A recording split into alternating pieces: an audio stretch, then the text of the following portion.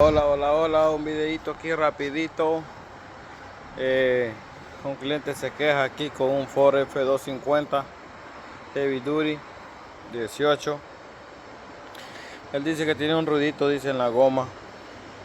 Cuando frena, dice que cada vez le hace ruido el carrito. Pueden verlo aquí, un Kingsride 6.7. Muy bonito este carrito. Bueno, este carrito dice que lo llevó a un lugar ahí porque dice que el carro le está haciendo un ruido cuando a veces que frena. Dice que le dijeron de que a lo mejor era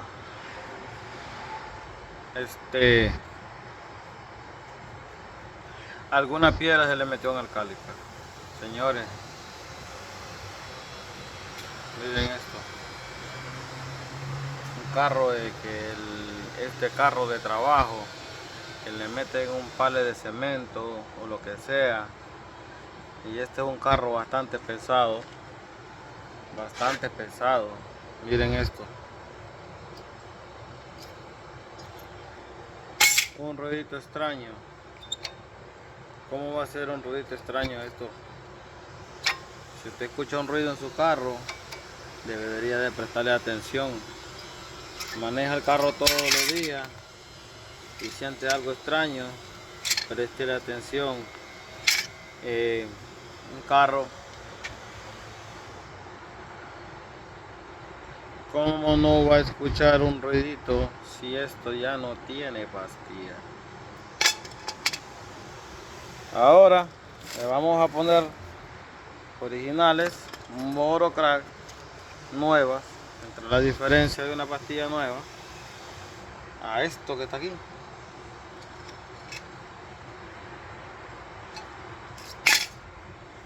Déjeme decirle que esto no se puede hacer nada, hay que reemplazar el disco porque ya el disco se fue de tolerancia, ya esto ya no se puede rectificar.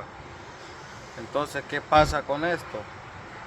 Que es un dinero gastado, innecesario.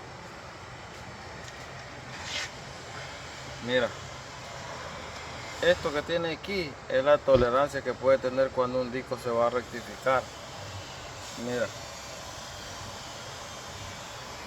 para poder bajarle todo esto tenemos que llegar más o menos, tengo la uña bien blanquita, hasta como por aquí, más o menos, porque hay que botarle todos esos ángulos que están ahí.